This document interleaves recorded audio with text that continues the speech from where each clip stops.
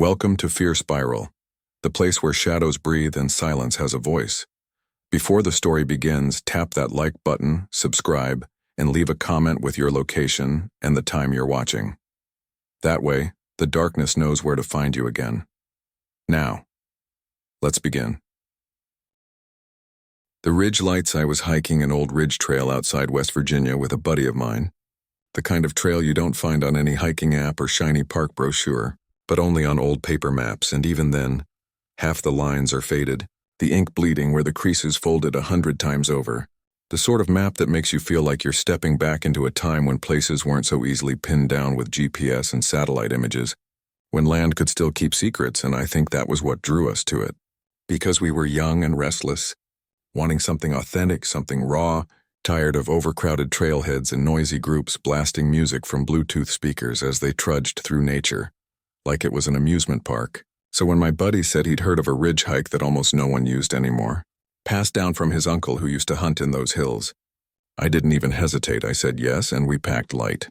Sleeping bags, a small tent, camp stove, the kind of gear you can sling across your back and carry without much thought, and we set out on a humid afternoon, the kind of Appalachian summer day that presses against you like a wet blanket, the air buzzing with cicadas so loud it feels like they're drilling into your skull. And as we pushed deeper into the woods, I felt that mix of excitement and unease you only get when you know you're heading somewhere not meant for crowds. A place with no signs, no markers, no rangers patrolling, just raw forest that could swallow you whole if you weren't careful. But at that age, that danger felt like half the point. The ridge trail itself was faint, almost more suggestion than path, narrow and hemmed in by thick undergrowth, sometimes vanishing under fallen branches and patches of moss. But we kept following what we could, stopping every so often to check the old paper map, smoothed out on my knee while the sweat dripped off my nose, and every time I looked at it, I felt that strangeness of holding something that didn't line up with the world anymore. Like we were trespassing on history, walking a trail that hadn't been walked in years, maybe decades, and yet there was a pull to it.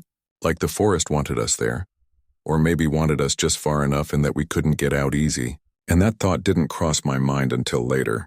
Much later, but in hindsight I feel it now. The way the air seemed thicker the deeper we went, like it was swallowing sound, dulling our voices, making every laugh and every word seem smaller. By evening we reached a spot on the ridge where the trees opened up into a rocky overlook, the kind of place you'd expect to see in a faded photograph. Hazy blue mountains stacked in layers against a sinking orange sun, and for a moment it felt worth it. Like all the sweat and stumbling had paid off, and we set up camp there. Our tent pitched uneven on flat rock and dirt, a small fire crackling low while we cooked instant noodles that tasted like heaven out of a dented pot. And as the sky went from orange to deep purple, then to black, the forest shifted too, cicadas fading, crickets starting their shrill chorus, owls calling out somewhere far. And for a while we sat there with that peace you only get in remote places. No hum of cars, no glow of streetlights, just us and the fire in the endless woods. And I remember thinking, this is exactly what we came for. And if the story ended there, it would have been a good memory. But around midnight, something changed. It started as a glow, faint at first like a spark down the slope, and I thought maybe it was our fire reflecting off wet leaves. But then another glow appeared beside it, then another, and within seconds, we realized we were looking at a line of lights, moving slowly through the trees below, spaced evenly apart, each one bobbing at the same rhythm, steady, like lanterns being carried by invisible hands. And I remember leaning forward, my pulse quickening, and whispering to my buddy, "You seeing that?" And he nodded, his jaw tightening, the humor gone from his face, because even from that distance something was wrong, something inhuman about the way those lights moved, too smooth, too perfect. And as we stared, the forest went dead silent, no crickets, no wind, nothing but those lights drifting through the dark like a procession. And in that silence my thoughts raced, trying to explain it away. Night hikers maybe, locals with lanterns, or even rangers. Though what rangers patrol an unmapped ridge at midnight? And if they were people, why couldn't we hear a single footstep? Not the snap of a twig, not the murmur of voices, not even the rustle of brush. Just those silent lights moving in eerie unison, and the longer I stared, the more it felt like they weren't being carried but pulled, like each lantern was strung on a wire, dragged forward by something unseen. And I felt this pressure in my chest, this instinct not to move, not to speak, as if calling out would draw their attention. and I didn't want whatever was attached to those lights to know we were watching. We must have sat there for 10 minutes, though it felt longer, staring down as they drifted across the slope, each bob perfectly matched like a line of soldiers marching through the dark, and then without warning they all blinked out at once, snuffed like candles under a glass, leaving us in a darkness that felt heavier than before, like the forest itself was holding its breath. And my friend muttered something, I can't even remember what. Maybe a curse, maybe a prayer, but his voice sounded too loud, too sharp, and it made me shiver, so we didn't talk after that. We just sat there in silence, waiting for something else to happen. And when nothing did, we forced ourselves into the tent, though neither of us slept much, ears straining at every sound, eyes darting to every shadow that played against the thin nylon walls. And when I finally drifted off, I dreamed of lights moving through the trees, faceless figures carrying them, though when I looked closer in the dream, there were no figures at all, just empty air and swinging lanterns. When morning finally broke, gray and misty, we knew we couldn't just leave it alone, so we packed up and made our way down the slope to where the lights had been, half expecting to find a hidden trail, boot prints, broken branches, anything to prove that what we saw had an ordinary explanation. But there was nothing, no packed dirt, no signs of passage, just untouched forest thick with undergrowth, the kind that would have snagged clothes and slowed real hikers. But whatever those lights were, they'd moved smooth and unhindered, and I felt that unease deepen, not just fear but a kind of dread. The realization that we hadn't just seen something strange, we'd seen something impossible, and the forest had shown us a piece of itself that didn't belong to us. On the hike back, we didn't talk much, each of us trapped in our own thoughts, but I could see in his face that he felt it too, that same weight, that same understanding that we'd witnessed something we weren't supposed to. And though we never told anyone else, not for a long time, I still carry it with me. That night when the woods went silent and the lantern lights moved where no one should, and even now, years later when I hike and see a glow through the trees, my chest tightens, my throat dries, and I remember how the lights blinked out all at once, like whatever carried them finally noticed us watching.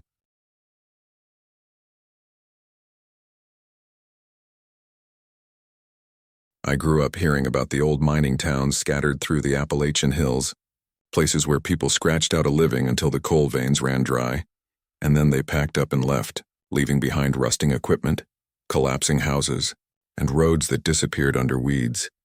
But I never thought much about it until one summer when me and two friends went exploring, half for adventure and half for the thrill of saying we'd been somewhere forgotten, and that's how we found the church, tucked deep in the woods, where no road led and no sign on any map marked it, a building that shouldn't have been there and yet was, standing crooked but stubborn among the trees like it had been waiting for us, and the way we found it was almost accidental, because we'd been following an overgrown trail near a creek that we thought would lead to an abandoned mine, and the further we went, the less the world felt normal, the air turning heavy, the silence growing strange, until the path curved and the trees opened, and there it was, this old wooden church with its steeple leaning, paint peeled away, windows dark, and the front door completely gone, leaving a yawning black mouth that seemed to invite us in even as every instinct screamed not to.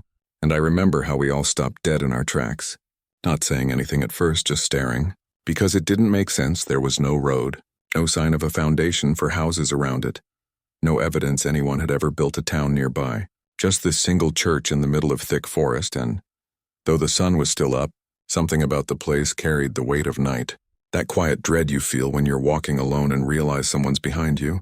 Only there was no one here but us, and yet it didn't feel empty at all.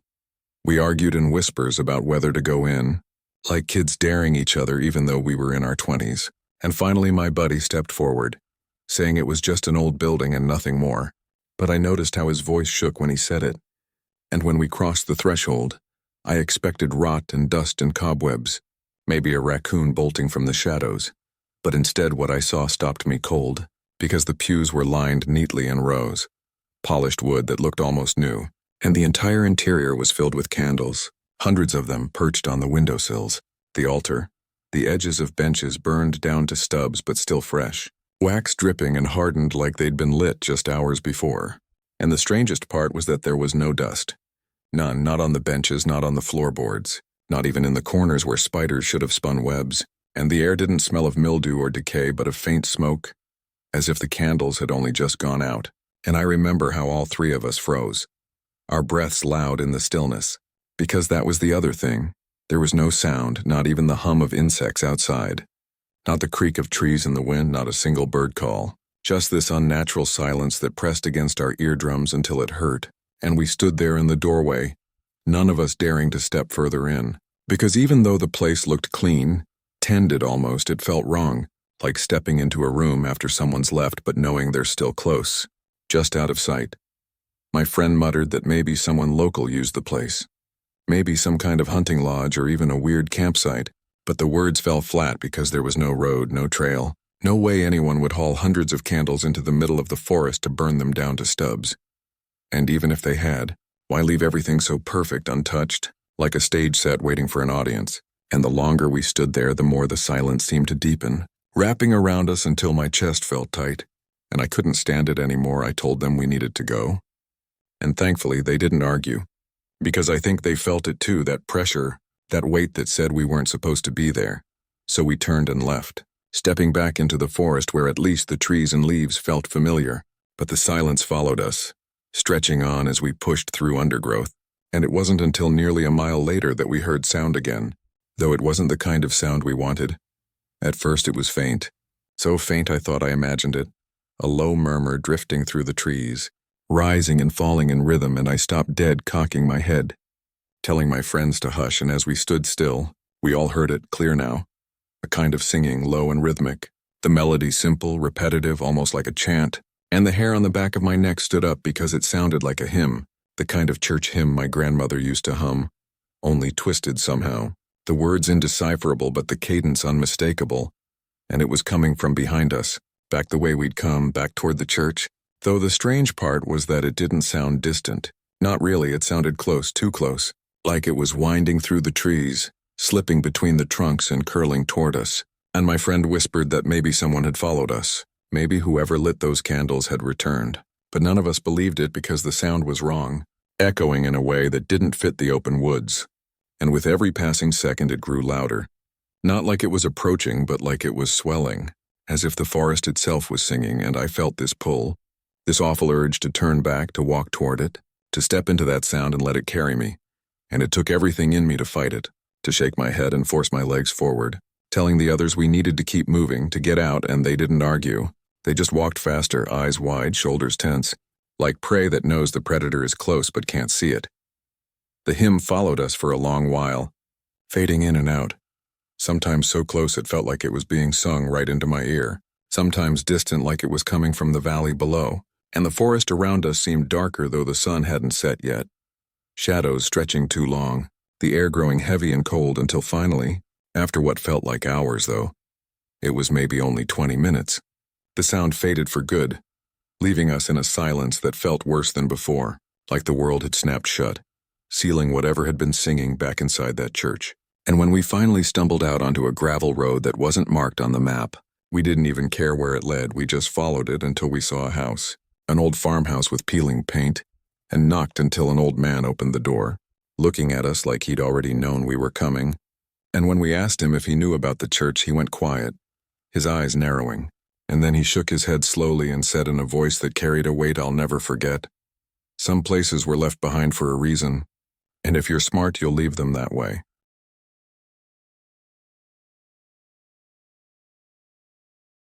I'd been fishing the New River on and off for years, mostly with my dad or a couple of buddies, but every now and then I'd go out alone, just for the quiet, the space to breathe, because something about the water always had this calming effect on me, like it could wash away all the noise of everyday life. And that particular trip I remember more clearly than almost anything else in my life, because it was supposed to be one of those simple solo evenings, just me, my gear, and the river, and instead it turned into something I can't explain. Something I wish I could forget, but know I never will. Because every time I think about it, the hair on the back of my neck stands up and I get that same feeling in my gut that I had when it happened. That primal warning that says you're not safe, you need to leave, and if you don't listen, you may not make it out. I got to the river in the late afternoon, parked off an old pull-off where the brush had been beaten down just enough to let you through, carried my tackle box and pole down the slope until I hit the bank, the water glittering with late sunlight, slow and steady. One of those perfect calm days where you almost forget the world exists, and I remember setting up, casting out, and settling onto a flat rock with that quiet satisfaction of knowing I had hours ahead, with nothing but the sound of water and the occasional tug of a fish. And for a while it was exactly that, just peaceful, uneventful, the kind of trip I went out there for in the first place, and if it had stayed that way, it would have been just another memory filed away with all the other fishing trips, but instead it turned into something I still struggle to put into words. It started small, as most strange things do, so subtle you almost convince yourself you imagined it, and in this case it was a sound, a whistle, faint at first, drifting across the water, and my first thought was simple: another fisherman, maybe a camper, because the New River has plenty of hidden spots where people set up for the evening, and hearing someone else out there wasn't unusual, though I remember thinking it was odd that I hadn't seen any cars parked near mine when I came in. No sign of people on the way down, but I brushed it off because the river's long and people find their own trails. So I went back to my fishing, half humming to myself, until the whistle came again, louder this time, clearer, and I realized it wasn't random. It wasn't a person just absent-mindedly whistling a tune. It was the same 4 notes over and over, in this exact rhythm, no variation, like a recording on a loop. And that's when a little unease started crawling into me, because people don't whistle like that. Not for long, anyway. But I told myself maybe it was someone messing around. Maybe some guy on the opposite bank passing time. And I glanced up to look. And that's when I saw him.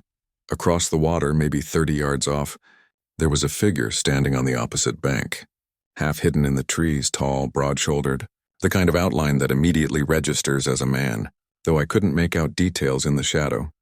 Just the sharp line of his stance, stiff and unnatural, arms hanging straight down, head angled slightly toward me but not moving. And for a moment I just stared, my hand frozen on my rod, because I hadn't seen him there before, hadn't heard him approach, and the way he stood there wasn't right.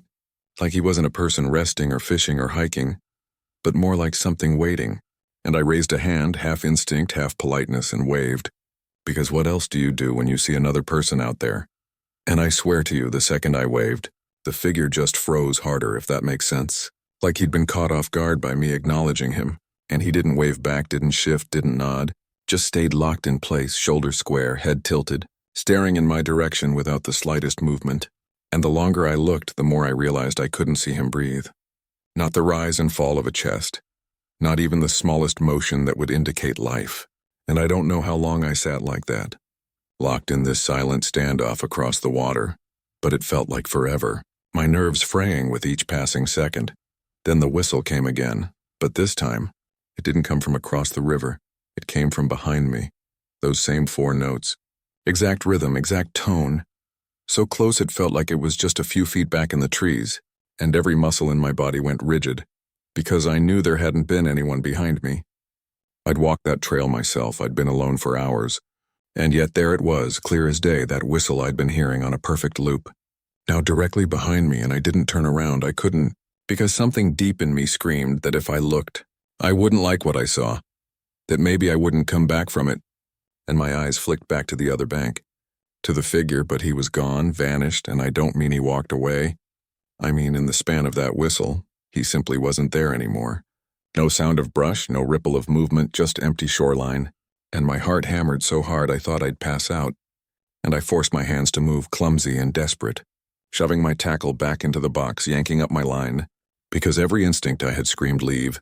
Leave now, don't turn around, don't look, just go." And I remember fumbling up the slope, gear rattling, my breath loud in my ears, and the whole way that whistle followed, not constant but in bursts, just when I thought maybe I'd outrun it. Those same 4 notes would drift up again, always close, too close, never fading, and I didn't look back. Not once I couldn't, because I knew if I did, whatever had been behind me would be there, and I didn't want to see it, couldn't handle it. So I just kept climbing until I burst out at the pull-off where my car was parked, threw everything in the back and slammed the door shut, my hands shaking so bad I could barely get the key in the ignition, and even as I drove off, tires spitting gravel, I thought I heard it faintly, whistling through the trees as the forest thinned, those same 4 notes chasing me all the way until the river was out of sight.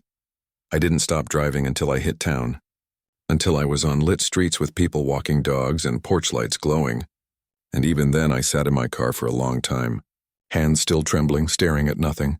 because I couldn't make sense of what had happened. Couldn't explain the figure, the whistle, the way it had moved from across the river to right behind me. Like the rules of distance and sound had stopped applying, and the worst part was how deliberate it had felt, like it hadn't been random. Like whatever it was had wanted me to hear it, had wanted me to notice, had wanted me to know it was there. I didn't tell anyone for a while, not my dad, not my friends, because I knew how it would sound. Like maybe I'd let the solitude get to me. Maybe I'd imagined it. But I know what I heard, I know what I saw, and the memory of that figure standing across the river, stiff and silent, staring without moving, has stayed burned into me. And sometimes when the wind shifts just right at night, I swear I catch myself hearing those 4 notes again, faint like they're carried on the air. And I have to remind myself I'm nowhere near the river, that it's impossible. But the feeling it brings back is the same, that crawling sense that something noticed me once, and maybe it still hasn't forgotten. My uncle used to tell me stories about the cabin, little fragments here and there whenever the subject of hunting came up, never in long detail, just enough to hint at something that didn't sit right with him. And the older I got, the more I realized how rare it was for him to even mention it at all. Because my uncle wasn't the type to get spooked by anything. He'd grown up in the hills of Kentucky, worked mines in his youth, hunted every season since he was a teenager, and he had the kind of steady nerves and practical mindset that made him the last person you'd expect to put stock in ghost stories or campfire tales. So the fact that he'd even admit there was something wrong with that cabin was enough to make me listen. And what he did tell me was simple but unsettling. That he and his friends had used a little hunting cabin deep in the woods for years. Just a rough shack they kept supplied, 4 walls and a roof to sleep under during deer season, and for the most part it was unremarkable until one year, when strange things started happening at night, scratching on the walls, heavy enough and deliberate enough that none of them could dismiss it as raccoons or squirrels. The sound traveling from one side of the cabin to the other like something was circling them, but whenever they opened the door and shined lights out, there'd be nothing. Only silence and darkness, and this went on for nights until finally the unease outweighed the convenience. And when they packed up to leave at the end of the season, they decided not to come back, even going so far as to nail the cabin shut, door planked across with heavy boards. The unspoken agreement being that whatever was scratching out there could keep the place, because they weren't risking it again, and he said it with such quiet seriousness that I didn't laugh. Didn't roll my eyes, just nodded because you could hear in his tone that he meant it, that something about that experience had stuck with him all these years. I don't know why I felt the pull to go see it for myself years later. Maybe it was simple curiosity. Maybe it was that reckless urge you get when you think you're braver than the people who came before you. Or maybe it was just the idea of seeing a piece of family history tucked away in the woods, a cabin with a story attached, something tangible I could touch. But whatever it was, I planned to hike one fall, mapped a route based on the vague directions my uncle had given me once over a few beers, and after a long day pushing through brush and following game trails, I found it just as the sun was starting to dip behind the ridges, and the sight of it made me stop in my tracks because there it was. The cabin, tucked low among the trees, weathered and sagging, but undeniably still standing. And though it had been decades since my uncle last laid eyes on it, I knew immediately it was the right place because the door was boarded up, planks nailed haphazardly but firmly across it, though time and weather had taken their toll, wood warped and dark, nails rusted, as if nature itself wanted the place to come apart. But the board still held, an ugly scar across the front of the cabin, and I remember standing there, staring, thinking about the stories, the scratching, the choice they'd made to seal the place away, and wondering why on earth I had thought this would be a good idea, why I felt compelled to walk closer instead of turning back. But I did walk closer, boots crunching on the carpet of leaves, breath coming in slow clouds as the air turned colder in the shadows of the trees. And the closer I got, the more the details came into focus. The splintering boards across the door, yes, but also something else, something that made my chest tighten, because the wood wasn't just weather damaged, it was broken, jagged in places where something had pressed from the inside, boards bowing outward, splinters sticking like teeth, as if something inside had tried to claw or shove its way free. And immediately my uncle's words hit me in a new way, that they'd nailed it shut to keep something out. But the boards told a different story, one where something had been desperate to get out. And my stomach churned as I imagined what that might have been, the scratches he'd described suddenly coming to life in my head. fingernails or claws raking the walls, moving from one side to another, and I thought about him and his friends huddled in their bunks, pretending not to hear, pretending it would pass, and I wondered if they'd left not a moment too soon. If maybe that last night, whatever had circled them had finally tried to come inside. I should have left then, should have listened to the part of me that whispered this wasn't right. But I didn't, because curiosity is a powerful thing, and instead I walked the perimeter, peering through cracks in the boards where the light managed to seep through, though what I saw inside only unsettled me more, because the cabin should have been rotted, filled with dust and cobwebs, but instead the interior looked strangely intact. Shadows clinging to corners, furniture still standing, bunks against the wall, and when I pressed closer, squinting through the dimness, my breath caught, because carved deep into the wood of the far wall, clear as if it had been done yesterday, were words jagged and raw, gouged into the timber. Not alone here. The letters were deep, too clean, edges sharp, untouched by time or weather, as if they'd been waiting for someone to read them. And I stumbled back from the wall, heart hammering, because there was no way those words had been sitting there untouched for decades, not with the way wood ages and warps, not in a cabin abandoned to the elements, and yet they were there, stark and undeniable, and the message they carried was worse than anything my uncle had ever hinted at, because it wasn't a story of scratching, of something on the outside. It was a warning from someone inside, someone who had taken the time to carve that message in fear or desperation, a message that had lasted through the years to find me standing there reading it, and the weight of that realization sent a chill through me. I can't put into words.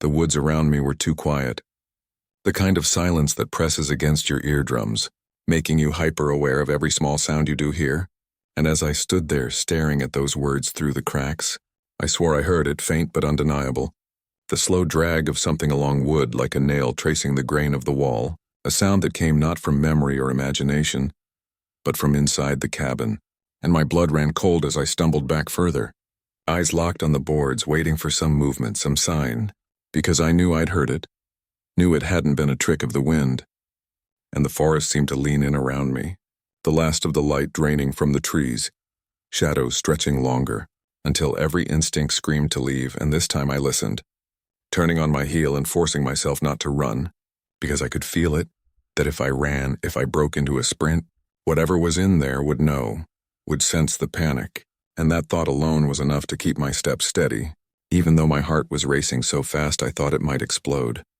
I didn't look back. Not once, not as the cabin faded from view, not as the woods thickened, not even when I thought I heard that slow, dragging sound again, faint and following, because I couldn't risk seeing anything more. Couldn't risk confirming the feeling gnawing at my gut, and it wasn't until I broke out of the tree line, hit the old path that led back toward where I'd parked, that I finally let myself move faster, half running, half stumbling, not stopping until the cabin was a memory behind me, hidden again by the forest. I never went back, never told my uncle what I saw, because what good would it do? What good would it be to tell him that the boards they'd nailed shut had been splintered from the inside, that someone, sometime after they left, had carved a warning into the wall, words that looked fresh, untouched by time, too sharp to be anything but recent, because he already knew what the cabin meant, already knew it was a place better left alone, and if I told him what I'd seen, I think it would have confirmed something he'd spent his whole life trying not to think about, something he'd been smart enough to walk away from, while I'd been dumb enough to go looking for it.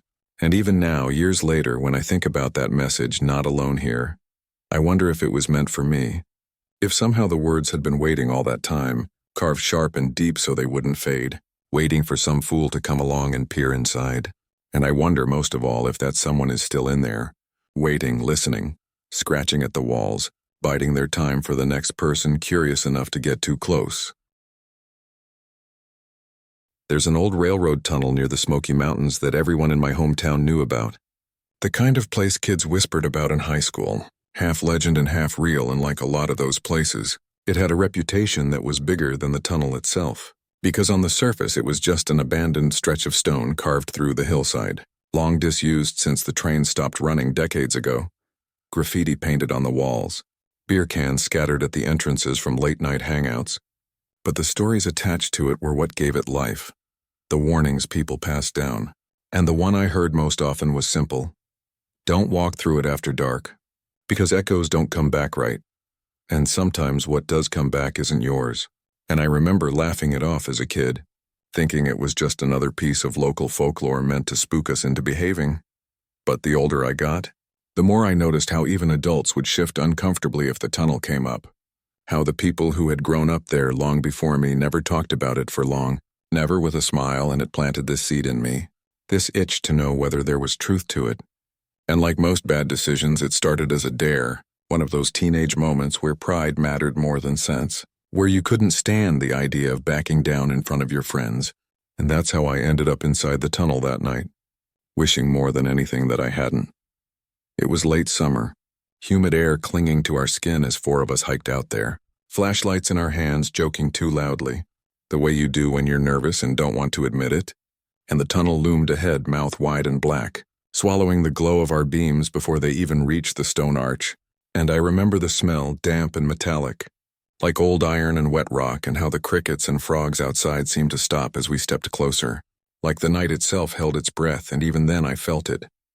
The weight of the place pressing down, the kind of atmosphere that makes you want to whisper instead of shout, though none of us did, because we were all trying too hard to prove we weren't scared. The inside stretched on longer than it looked from the outside, walls dripping with condensation, tracks long gone but grooves still etched into the dirt. And the deeper we walked, the colder it got, not the natural coolness of stone, but a clammy chill that sank into your bones. And we made it about halfway before someone suggested we test the legend, that we shout and wait for the echo. And I remember how the air felt thick in my chest as I sucked in a breath, cupping my hands and yelling loud and sharp, my voice bouncing off the walls, or at least it should have. But instead, silence swallowed it whole. No return, no faint reflection, nothing but the sound of our own breathing. And that's when the laughter died, when we all looked at each other in the beam of our flashlights, eyes wide, because echoes don't just vanish, not in a tunnel built for sound to carry. And before anyone could speak, the silence deepened, stretching until it hurt, until we were all straining to hear something, anything, and then it came. At first it was faint, so faint I thought it was my imagination. But then it grew, clear and undeniable, the sound of a voice bouncing back from deeper inside the tunnel. Not the word I'd shouted, not anyone's name, but a sentence low and steady, dripping with intent. You shouldn't be here. My stomach dropped as every hair on my body stood on end, and for a second none of us moved, frozen in disbelief. Because it hadn't been any of us, I knew that immediately. The cadence was wrong, the tone was wrong. It was older, heavier, like the words had been waiting in the walls for years, waiting for someone foolish enough to come and listen. And when the last syllable died away, the silence that followed felt alive, pressing against us like a held breath, and that was all it took. One of us muttered, "Nope," under their breath, and then we were moving, not quite running, but close, feet pounding on the packed earth as we aimed for the pale glow of the exit, flashlights bouncing wildly, and the tunnel seemed longer on the way out, stretching ahead with no end in sight. But then, just as the light grew clearer, that voice came again, the same words, "You shouldn't be here." Except this time it wasn't ahead of us. It wasn't echoing from the darkness deeper inside. It came from behind us, close enough that I swear I felt breath on the back of my neck. And that was when panic took over. When we broke into a dead sprint, shoving and stumbling, desperate to get free. And even as we burst out into the open air, gasping under the stars, the voice followed one last time, echoing out of the tunnel's mouth, the words stretched and hollow, but still clear. You shouldn't be here. We didn't stop running until we hit the tree line, until the tunnel was out of sight. And when we finally slowed, bent over with hands on our knees, none of us spoke for a long time, because what could you say? How do you explain something that shouldn't be possible? An echo that doesn't match what you shouted. A voice that doesn't belong to you or anyone with you. And the way it had moved, first from inside, then behind, then out into the open air, like it had followed us, like it wanted us to know it wasn't bound by stone. And even now, years later, I can still hear it if I think about it too hard. That deep, steady tone, not angry exactly, but certain final, like a warning or a claim, like whatever lives in that tunnel doesn't want company, doesn't want to be disturbed. And the part that chills me most isn't the voice itself, but the thought that it might be right, that we really shouldn't have been there, not just for our own safety, but because maybe by walking in, by shouting into that silence, we woke something that had been sleeping, something that had no interest in letting echoes die quietly. I never went back and I never will, but sometimes I dream of that tunnel. Endless and black, and in those dreams when I shout, the voice doesn't just tell me I shouldn't be there. It tells me it's been waiting and the echo never stops.